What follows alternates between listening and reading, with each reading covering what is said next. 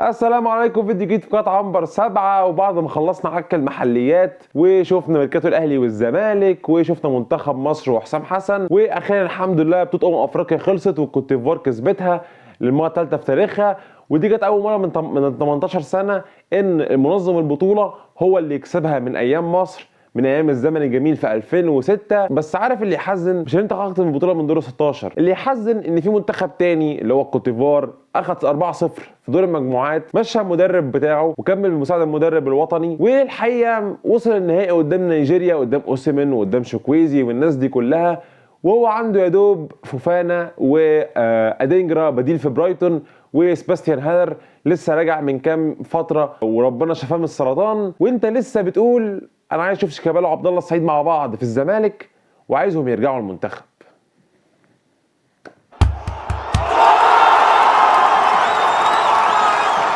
بس الحمد لله خلصنا من كل القرف ده وجينا دلوقتي في نص فبراير على مدعكه التشامبيونز ليج، وجات الفقره المحببه لكل الملايين، وجات الفقره اللي بنبدع فيها وهي فقره التوقعات. وانتوا عارفين احنا في التوقعات بنعمل ايه، فتعالوا ناخد لفه على الثمان ماتشات اللي عندنا ونتكلم على الانديه كده ونشوف اخبارهم ايه. وفي الاخر فقره توقعات فقرتكم المحببه هنرزع الثمان توقعات ونشوف هيحصل ايه. تعالوا نبدا باول ماتش معانا وهو السيتي ضد كوبنهاجن. السيتي ضد كوبنهاجن ماتش سهل، ماتش ميت، كلنا متوقعين اللي هيحصل. كوبنهاجن فريق كويس بس خبط في قطر السيتي، ولكن عايز اديك بطاقه تعريفيه عن الماتش ونتكلم على كام نقطه في السيتي كده. اول حاجه كوبنهاجن ده هو دلوقتي في المركز الثالث في الدوري الدنماركي، والحقيقه هو فريق كويس يعني شغال. طبعا لو كان بيلعب فريق تاني كان ممكن يبقى وضع احسن شويه، ولكن انا عايزك تبص على لعيب واحد فيهم، هو الوينج ليفت الياس عاشوري. الياس عاشوري ده عنده 24 سنه وشفناه في منتخب تونس في افريقيا، ولكن كان المنتخب زي الزفت ما قدرناش نحكم عليه. ولكن انا عايز اتفرج على الواد ده، الواد ده حكايه، وانا بقول لك اهو هيجي جون في السيتي كمان. وطبعا الناحيه الثانيه عندك مانشستر سيتي. يعني ما فيش كلام كتير يتقال عليه، يعني فريق منظم لابعد درجه، فريق مستقر، عنده مدرب عظيم بيخترع في الكوره. فانت بتتكلم على فريق كان من غير هالاند ودي بروين بيكسب عادي، يطلع لك اوسكار بوب، اتزنق، رودري اتصاب، راح منزل لك ماتياس نونز. طبعا اتاثروا شويه بس المنظومه ماشيه، المنظومه مستقره وحاجه تقرف. يعني رجع هالاند ودي بروين نزلوا جابوا جوان ولا كانوا مصابين ولا حاجه. دي بروين ما شفناش بقاله 6 شهور، نزل حط اسيستين وبيكسب كل الماتشات. هالاند بيجيب جونين، حاجه تقرف بصراحه، قرف. فانا يعني مفيش حاجه تاني يتقال. يلا الماتش اللي بعده. نيجي بقى للماتش التاني معانا وهو بي اس في ودورتموند. والحقيقه هتقول لي الماتش ده يعني مين هيتفرج عليه ومين مش عارف ايه. هقول لك اثق فيا واتفرج عليه. ليه؟ فرقتين من اكتر الفرق اللي بتطلع مواهب في العالم. فرقه منهم بي اس في دلوقتي اول الدوري الهولندي، جايبين في عدد ماتشات قليل فوق ال 40 50 جون، اقوى فريق هجومي كدفاع، اكسبكتد ان هم يخش فيهم جون في كل ماتش، نص جون بس. فانت بتتكلم على فريق مستقر شويه، فريق المهاجم بتاعه يعني سبحان الله ما بيفوقش غير عندهم لوك دي يونج. عندهم اتنين في نص الملعب بقى زي ما وثقت فيا في الياس عاشوري وشايفك وانت بتفرح بالجون بتاعه في مانشستر سيتي. اتفرج على فيرمان اللي في نص الملعب، خليفه شنايدر، واللي جنبه المغربي اسماعيل سايباري. الاتنين دول يا جماعه في نص الملعب متعه للعين، طبعا بعد جوب بلينجهام، ولكن الاثنين متعه للعين. فانا بالنسبه لي ليه لا ما نتفرجش على الماتش ده؟ يعني فرقتين بيصدروا للعالم مواهبهم، فرقتين يعني يقول لك ايه، احنا محدش مستني منا ان احنا نكسب البطوله، محدش مستني منا اي حاجه، واحنا حرفيا اللي هيتاهل فينا هيبقى في الدور اللي جاي هو الصيدله اللي الكل عايز يكسبها. فليه ما نلعبش ماتش للتاريخ؟ وانا بالنسبه لي تشوف مين في دورتموند. عندك المهاجم ابرز حد فيهم فولجورج. انا معلش مش ألسن الماني يعني ما اعرفش انطقه ازاي، بس هو فولكلورج ده ولا فولكورج ده هو هداف الفريق واتفرجوا عليه. وحاجه ثالثه تخليك تتفرج على دورتموند ان ده ممكن يكون اخر ماتش الرويس في التشامبيونز ليج مع دورتموند، لان في كلام ان في اخر الموسم ممكن يتفسخ العقد. فبالمره استمتع برويس للمره الاخيره. نيجي بقى للماتش الثالث وهو باريس سان جيرمان ضد ريال سوسيداد. والحقيقه الماتش ده برده من الماتشات اللي اعتقد الفوز فيها واضح باريس سان جيرمان، مع ان سوسيداد كان اول مجموعته اللي كان فيها بنفيكا وانتر وما اعرفش ايه. وانا مش ملم قوي بالدوري الفرنسي، ما شفتش باريس سان جيرمان كتير، ولكن طبعا ملم بابننا مصطفى محمد فيرلاند لسه حاطط جول من فاول واسيست. وما اعرفش ازاي ما راحش الدوري الانجليزي يلعب على غضنفر احمد غضنفر نونيز اللي عمال يضيع ضربات جزاء وبيجيب جوار في العارضه.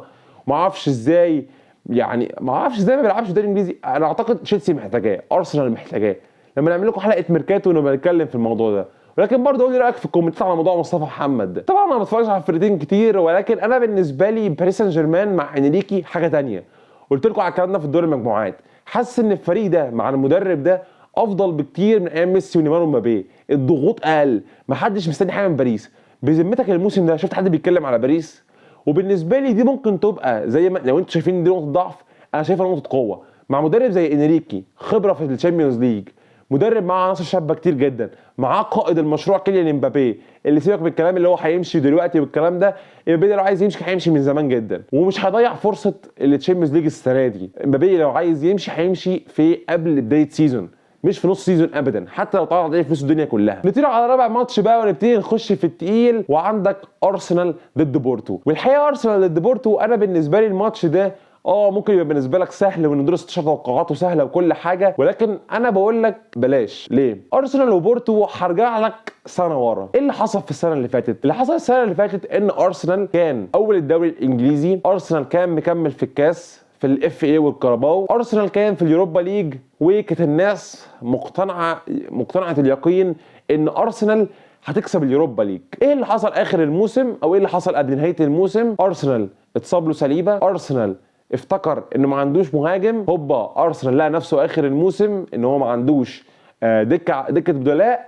ايه اللي حصل؟ ارسنال خسر الدوري، ارسنال خسر الاف اي كاب، ارسنال خسر الكاراباو كاب، ارسنال خسر يوروبا ليج من مين؟ من سبورتنج لشبونه. ارسنال هيلاعب مين السنه دي؟ ارسنال هيلاعب بورتو. وانا مش قصدي ان معنى كده ان ارسنال هيخسر، ولكن انا بتكلم ان ارسنال في مشكلتين انا بالنسبه لي حلهم هيبقى منافس شرس بجد، ومنافس حقيقي على كل البطولات. ايه؟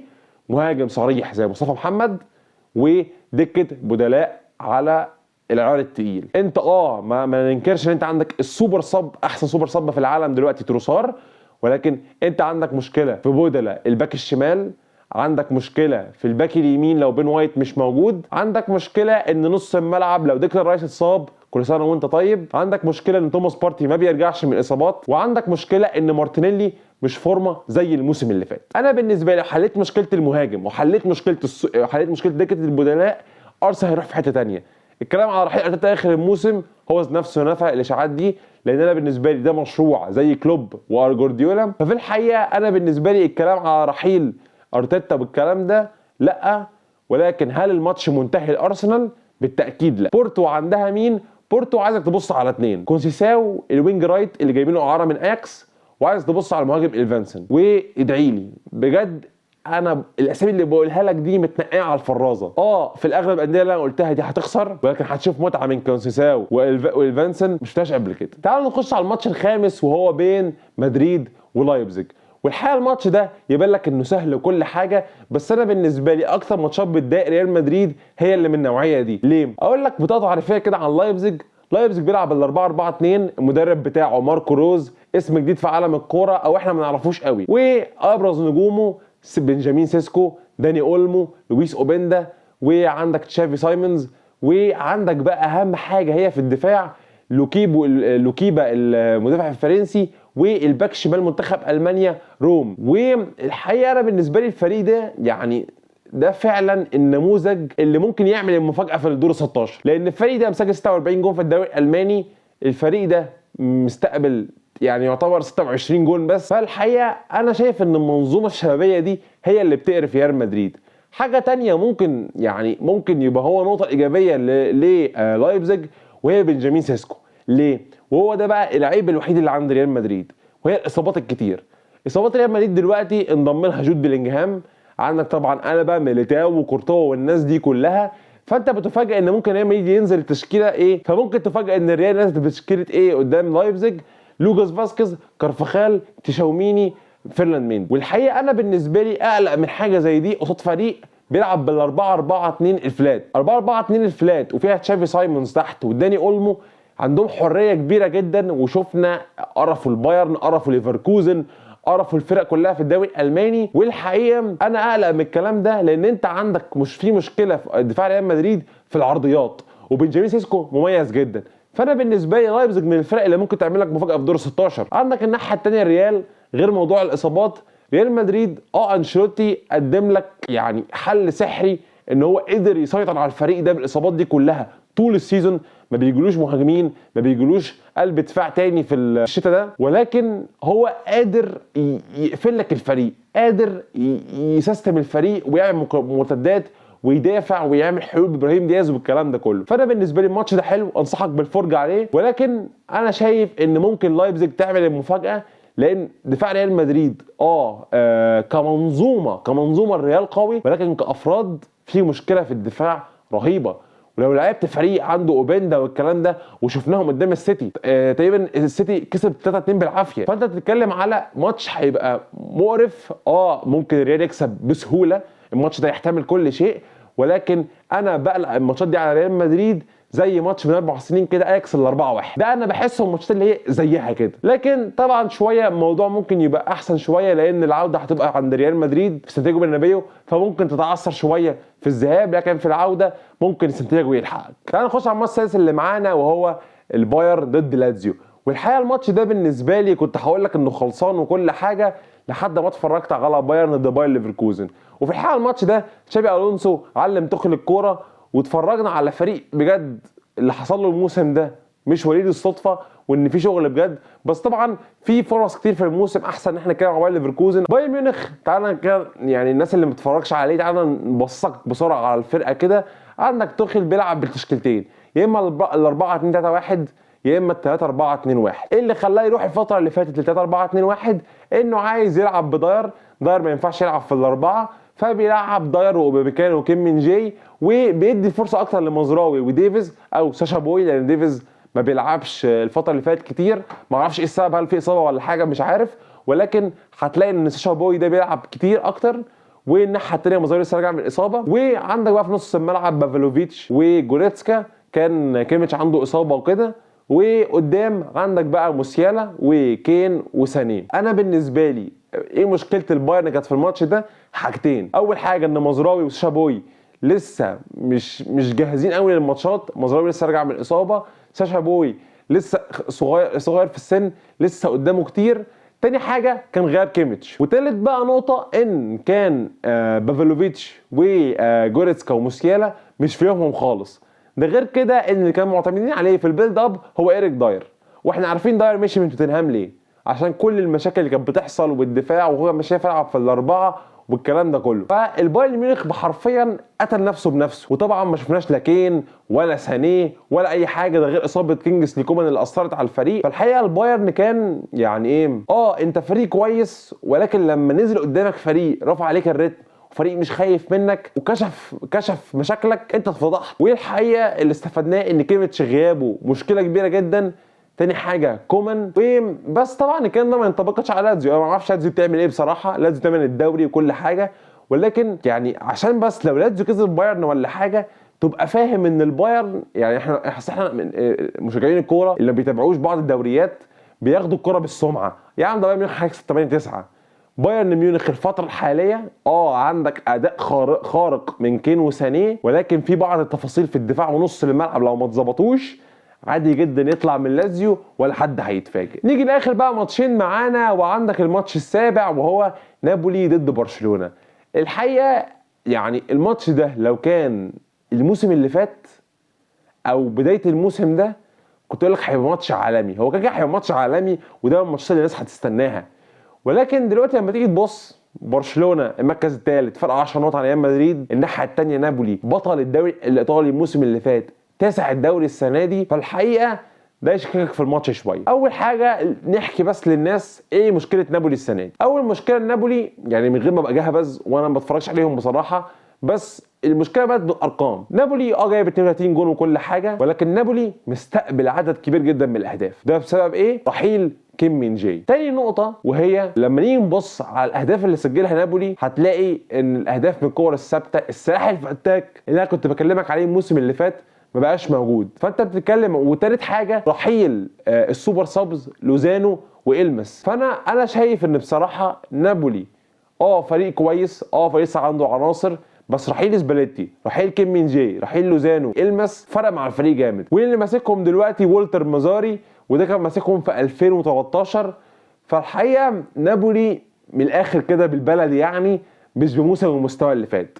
هتقول لي مستوى الموسم اللي فات كان وان سيزون وندر، مش قوي كده، بس نابولي الشراسه والقوه الدفاعيه وروح الفريق والمنظومه واداء كفارا خارق واداء اوسيمين مش موجود، مش بنفس النجاعه الهجوميه ومش بنفس الطريقه دي. نابولي لسه بيستحوذ بطريقه عاليه جدا. لو بصينا على ارقام الدوري الايطالي، مع ان نابولي التاسع، نابولي تقريبا ثالث فرقه او ثاني فرقه في ارقام الاستحواذ، فنابولي لسه كويسه. شفناها قدام ريال مدريد في دوري المجموعات، كان ادائها حلو وكل حاجه، لكن ريال مدريد لما كان بيرفع العيار بيبان الفروقات. الناحيه الثانيه برشلونه الخص لك الدنيا ببساطه يعني. برشلونه عنده مشكله في الدفاع واضحه جدا للعين. برشلونه هجوميا كل ماتش بيج تشانسز وكل حاجه وكل الاكس جي وكل الكلام بتاعكوا ده والهاف بوكيت والاختراقات والسبيسز ومش عارف ايه، بيعملوا 10 على 10. لكن مشكله برشلونه في رقم 6 ديونج. حلو ومعاه الكوره، تشكيله نص الملعب حلوه وهي معاها الكوره، لكن وهي مش معاها الكوره فيها مشكله. جوندوجان الارتداد بتاعه فيه مشكله. بدري لسه شويه المستوى البدني مش راجع عشان لسه راجع من الاصابه. نطير على اخر ماتش معانا وهو انتر واتلتيكو مدريد. انا بالنسبه لي الماتش ده هيبقى ممتع جدا، وده الماتش اللي انا مستنيه بصراحه. ليه؟ لان انا بالنسبه لي الماتش ده جاي في وقته. الفرقتين دول في قمه مستواهم، عاملين موسم اكتر من رائع. اتلتيكو مدريد رابع الدوري الاسباني، ولكن عاملين موسم خيالي. شفنا ماتشات ريال مدريد وشفنا الكلام ده كله. وانتر من الناحيه الثانيه، انتر اول الدوري بفرق 7 نقط كاملين عن يوفنتوس الوصيف. وانا بالنسبه لي الماتش ده حلو، فرقتين متكافئين، فرقتين عاملين موسم جبار، والفرقتين دول عندهم منظومه متشابهه، ودي احلى حاجه بتميزهم. ازاي؟ ان منظومتهم قويه جدا. تاني حاجه، لو لعيب مش من عندهم بيكملوا بيجيبوا بديل على طول. تعالوا نشوف مثال. عندك في اتلتيكو مدريد مشوا كراسكو جابوا لينو، وهكذا بقى، وشوف جريزمان ومراتا والكلام ده كله. عندك الناحيه الثانيه انتر ميلان، مشي لوكاكو جاب ماركوس تورام، عامل اداء خيالي وبيعمل نفس الدور. فاكر لما قعدت اشرح لك قدام السيتي في نهائي اسطنبول، قعدت اقول لك لوكاكو بيسقط، لوتارو مارتينيز وراه، ودي ماركو لما بيطلع الار ام اف بيرجع بيقفل الرابع جنب الثلاث مدافعين والكلام ده كله. فهي دي الفكره. تاني حاجه، مشوا بروزوفيتش، طلع لهم مكانه دلوقتي بيلعبوا بباريلا وتشانهانوجلو وواحد كمان مش فاكر اسمه بصراحه. وتاني حاجه مشوا سكرينيار، مشوا كذا لعيب جايبين البديل، مشوا اونانا جابوا سومر، مشوا سكرينيار جابوا بافار. فانت بتتكلم على منظومتين انا بالنسبه لي من احلى الحاجات اللي في اوروبا بصراحه. انزاجي انتوا ما بتتفرجوش عليه بس مش واخد حقه بصراحه. انتر دلوقتي جايب فوق 60 جون في الموسم، ودفاعه يعني اكس جي ان هو يستقبل اهداف نص جون، فانت متخيل. فانا بتكلم بصراحه ان الماتش ده هيبقى عالمي.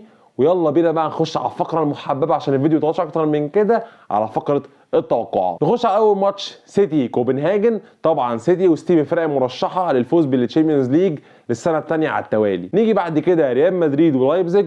لايبزيج فريق عنيد، مقرف للريال، والريال عنده اصابات كتير والشباب يقرفوه، ولكن ريال مدريد هيروح لدور الثمانيه. عندك بعد كده بي اس جي ريال سوسيداد، فوز بي اس جي لدور الثمانيه.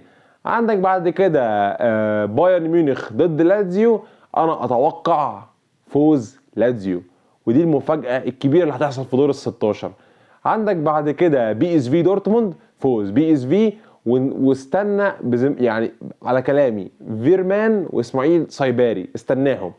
عندك بعد كده بورتو وارسنال، انا اتوقع ان على الغام سبورتنج لشبونه بورتو هيخرج ارسنال، وارسنال يروح بقى يركز في الدوري وهيخسروا برده لانه مش عايز يحل مشاكله. عندك بعد كده اخر ماتشين ناقص لنا، نابولي برشلونه. انا بالنسبه لي برشلونه هيكسب. انتر ميلان اتلتيكو مدريد، فوز اتلتيكو مدريد على انزاجي وسيميوني. ممكن يكون يعمل رحله الانتر زي الموسم اللي فات يبقى مرشح على الشامبيونز ليج. وبس كده، اتمنى يكون الفيديو عجبكم، واكتبوا لي في الكومنتات ايه توقعاتكم لدور ال16. وبس كده، ويلا سلام.